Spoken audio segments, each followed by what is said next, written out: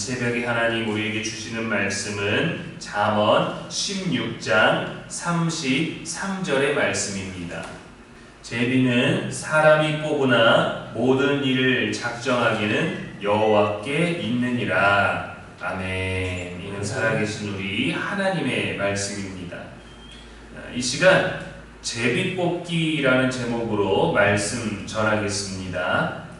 어릴 때나 지금이나 우리는 이런 놀이를 합니다. 가위바위보, 제비 뽑기, 사다리 타기, 아니면 동전 던지기 같은 거 말이죠. 누가 밥을 살 거냐, 누가 커피를 살 거냐, 누가 먼저 할 거냐, 아니면 누가 오늘 담당할 거냐. 법칙은 있지만 결과는 전혀 알 수 없는 이 긴장감 있는 놀이입니다. 사람이 결정하기 어려울 때 우연에 맡기고 싶어 합니다. 그리고 그것을 마치 신이 정해준 것처럼 운명으로 받아들이게 합니다. 요즘도 크게 다르지 않습니다. 로또를 사고 주식 차트를 보고 운세를 보고 사주를 보고 타로를 봅니다. 사람은 늘 묻습니다. 어떻게 될까? 왜 그런 걸까?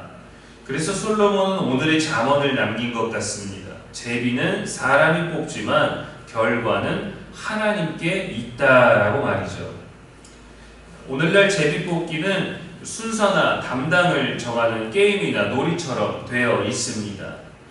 그러나 고대 이스라엘에서 제비 뽑기는 매우 중요한 방법이었습니다. 가나안 땅을 분배할 때도 제비를 뽑았어요. 여호수아 18장 10절에 여호수아가 그들을 위하여 실로의 여호와 앞에서 제비를 뽑고 그가 거기서 이스라엘 자손의 분파대로 그 땅을 분배하였더라. 성전 봉사 순서를 정할 때도 제비를 뽑았습니다. 누가복음 1장 9절에 제사장의 전례를 따라 제비를 뽑아 주의 성전에 들어가 분향하고, 심지어 누가 책임자인지 결정할 때도 제비를 뽑았습니다. 왜 그랬을까요? 당시 사람들은 이 제비 자체를 믿은 것이 아니라 하나님의 주권을 믿었기 때문입니다. 과연 성경의 제비 뽑기와 우리가 하는 어떤 그 미신적인 것들은 어떻게 다를까?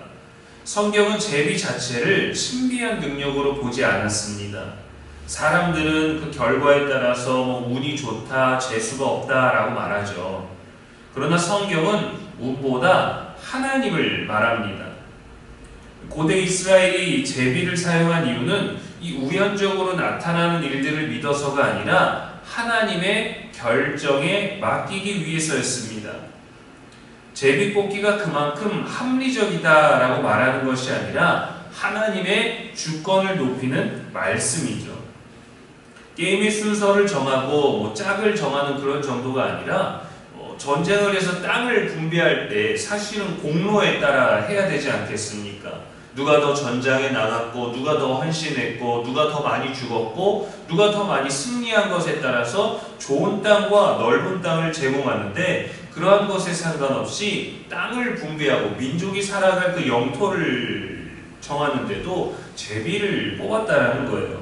그러나 그것은 운이 좋다가 아니라 하나님이 우리들에게 주신 것으로 받아들이는 겁니다. 믿음의 고백이 담겨 있는 거예요. 왜 제비를 뽑는데 하나님이 작정하신다라고 할까? 던지기는 사람이 던졌는데 하나님이 앞뒤를 결정하시는 걸까요? 여기서 하나님은 큰 일만 다스리시는 분이 아닙니다. 여기서 솔로몬은 하나님의 통치가 모든 곳에 있다라는 걸 말해주는 거예요. 나라의 흥망도 왕의 결정도 우리 인생의 작은 부분도 주관하는 분은 하나님이시다. 이 고백이죠. 예수님도 말씀하셨습니다. 참새 한 마리도 아버지 허락 없이는 떨어지지 아니한다. 모든 것들이 어쩌다가 생기는 일처럼 보이지만 모든 것 안에 하나님의 통치와 다스림이 담겨져 있다는 것이죠. 요나서를 보면은 폭풍이 일어납니다. 사람들은 제비를 뽑았습니다. 요나서 1장 7절에 제비를 뽑음에 요나가 뽑힌지라 했어요. 사람들 눈에는 다행이다 싶었겠죠. 내가 뽑히지 않았으니까 이 폭풍의 원인은 나 때문이 아니다 라고 안심했을 겁니다. 우연이다 싶었겠죠. 그러나 하나님은 사람의 방법을 통해서 요나를 찾고 계셨습니다. 요나만이 그것을 알았죠. 그래서 폭풍을 멈추는 방법도 요나는 알고 있었습니다. 왜? 제비를 어떻게 뽑든지 내가 뽑힐 것이고 이것은 하나님이 나 때문에 버리신 일이다 라는 것을 요나는 알고 있었기 때문입니다. 제비는 우연처럼 보였지만 그 뒤에는 하나님의 작정하심이 있었던 거죠. 사도행전 1장에 보면 가룟 유다의 자리를 대신할 사도를 뽑습니다. 제자들은 먼저 기도합니다. 그리고 제비를 뽑았습니다. 마띠아가 뽑혔죠. 다시 뽑자고 하거나 이것은 무효다라고 하지 않았습니다. 여기서 중요한 것은 제비가 아니라 제비 뽑기 전에 기도했다라는 거예요. 그들의 결정을 하나님께 맡겼습니다. 우리 삶에는 설명하기 어려운 일들이 있습니다. 신기하게 뭐가 맞아 떨어지는 것 같기도 하고 신기하게 어쩌 하나도 겹치지 않을 때가 있어요. 우연히 만난 사람, 어쩌다가 듣게 된 설교, 우연히 읽은 말씀, 우연히 생긴 사건. 그런데 시간이 지나고 나면 그 모든 우연들이 삶에 영향을 주고 강력한 인상을 줄 때가 있습니다.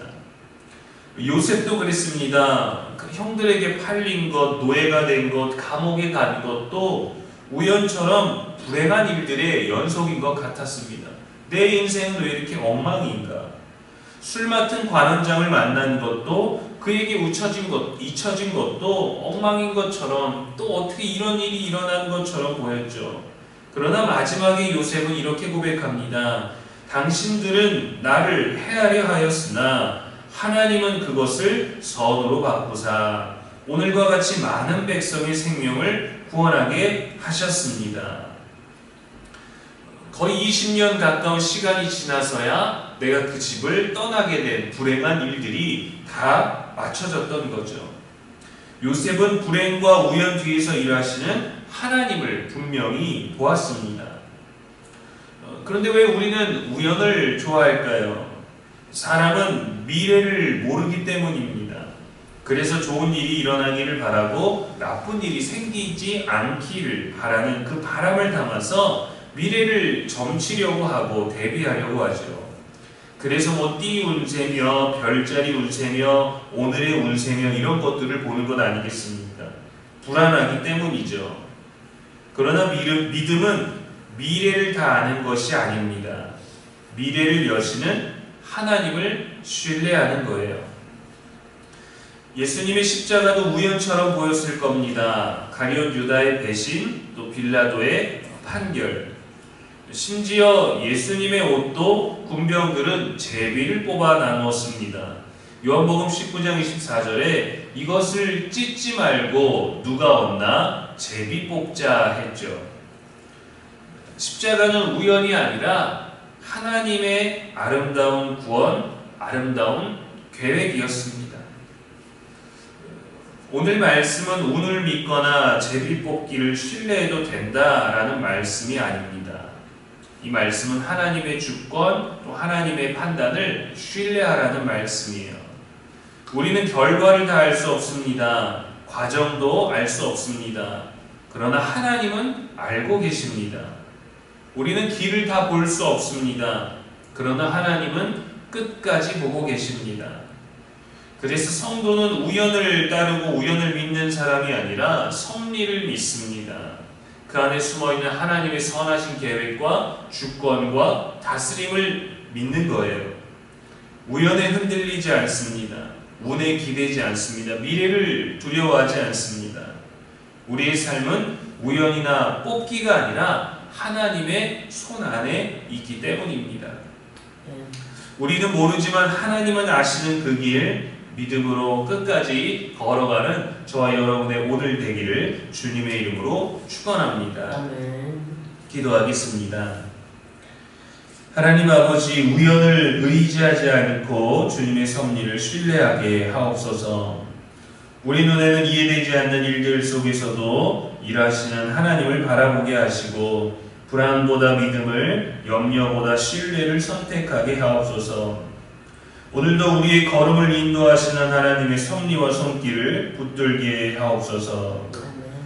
많은 비가 내릴 거라고 합니다. 피해가 없도록 하여 주시옵시고 또 비가 내릴 것 같은 어둡고 컴컴한 이 새벽에도 주의 전에 나온 귀한 발걸음을 주께서 복되게 하사 걷는 발에 힘이 있게 하시고 먹고 마시고 쉬고 앉고 일어서는 모든 것에 하나님의 함께 하심이 강하게 느껴질 수 있는 복된 날 되게 하여 주시기를 원하옵나이다. 손에도 힘이 있게 하시고 마음을 지켜주시고 불안하지 아니하게 하여 주시옵시고 오늘 들은 말씀을 통하여 하나님의 다스림을 신뢰하며 복된 하루가 되게 하여 주옵소서. 당신의 요정을 붙들어 주시고 그 가문을 붙들어 주시고 오늘 하루 어디에 있든지 하나님께서 함께 하시는 형통함을 누리게 하여 주옵소서. 오늘도 우리의 영원한 소망이 되시는 예수님의 이름으로 기도합니다. 아멘.